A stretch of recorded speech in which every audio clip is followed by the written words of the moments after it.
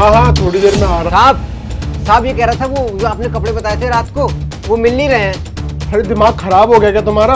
Bed पे तो रखे हुए सारे कपड़े। साहब एक बार आप बता दो।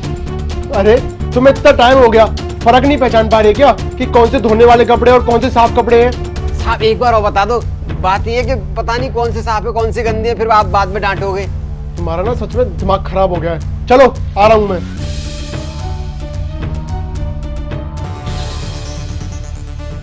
ये देखो साहब। एक बात बता, तेरे को नजर नहीं आ रहे कि सामने तो कपड़े रखे हुए हैं? देख वो साफ कपड़े हैं और ये सारे गंदे कपड़े हैं। साहब ठीक है साहब। और हाँ, अगली बार से ना ऐसे परेशान मत करियो मेरे को। तुम मेरे से ज्यादा बड़ा है तो अक्ल भी ज्यादा होनी चाहिए तेरे में। चुपचाप काम कर।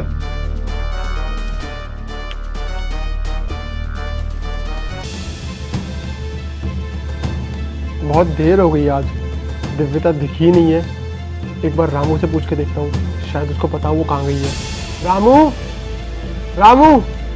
आया साहब। मुझे एक बात बताओ, मैम साहब को इतना टाइम हो गया, वैसे वो कभी इतना लंबा जाती ही नहीं है और कभी भी बाहर जाती है तो मेरे को बता के जाती है, पर आज उसने ना ही मेरे को बताया है और इतनी देर से गायब है, उसका फोन भी नहीं लग रहा।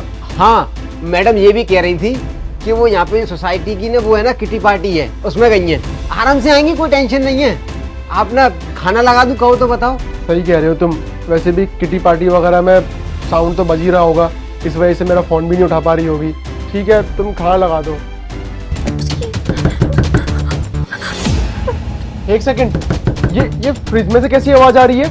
अब मैं बताता हूँ। वो रात को बताना भूल गया था साहब। वो इसमें रात को ना शॉर्ट हो गई थी केबल। शॉर्ट हो गई थी? अरे कितनी गंदी तरह से आवाज कर रहा है, कहीं ये फट नहीं जाए। रहने दो साहब, अगर आपने छुआ तो करंट मार जाएगा। अरे करंट गया भाड़ में। अरे हम लोग यहाँ पे रहते हैं, अभी ये फट गया तो इसके साथ सिलेंडर भी फट जाएगा और पूरा पूरा घर जल जाएगा। अरे साहब ने करंट लग गया कि साहब आपको। साहब साहब तुम ठीक तो हो ना? और इस फ्रिज में कैसे आई तुम? पता नहीं, आँख खुली तो मैं इसी के अंदर थी। सर बहुत भारी भारी हो रहा है। बस इतना याद है कि आखिरी बार ना मेरे पास रामू आया था और उसके बाद में कुछ भी याद नहीं है। रामू, क्या हरकत थी ये सब? तुम्हारी हिम्मत कैसे हुई मेरी बीवी को इस फ्रिज में बंद करने की? साहब ऐसा नहीं। अरे ये क्या बताएगा, मैं बताती हूँ आपको। जिस थाली में खाता है उसी में छेद करता है ये। मुझ पर गंदी निगाह है इसकी।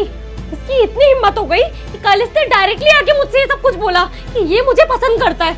जब मैंने इसे मना किया तब इसने खुन्नस में ये सब कुछ किया होगा। रामू, जो मेरी वाइफ कह रही है वो सच है या झूठ है? हाँ सच बोल रही है मैम साहब।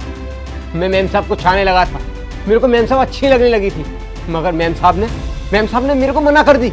अगर मुझे मना कर दी ना तो फिर किसी की नहीं हो सकती मैम साहब, आपकी भी नहीं साहब। तुझे ना मैं छोड़ूंगा नहीं। तूने जो किया ना बहुत गलत किया। तूने ना मेरी वाइफ को मारने की कोशिश करी, तुझे छोड़ूंगा नहीं मैं। ये सब लेकर ना तेरे खिलाफ FIR दर्ज करवाऊंगा और तुझे छोड़ने वाला नहीं हूँ, क्योंकि आज तूने मेरी वाइफ को मारने की कोशिश करी।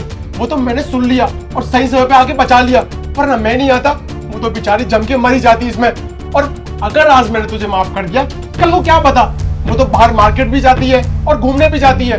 क्या पता तू वहां पर आकर इसके साथ कुछ गलत कर दे, फिर तुझे ना मैं बाहर ऐसे नहीं घूमने दूंगा। अब तू सीधे जाएगा जेल। बिल्कुल ठीक फैसला लिया है आपने। इसकी असली जगह सिर्फ और सिर्फ जेल में ही है, क्योंकि इस जैसे क्रिमिनल माइंड के लोगों को ना बाहर खुला घूमने का कोई हक नहीं है। आप जल्दी से इसे लेकर पुलिस के पास जाइए। चल।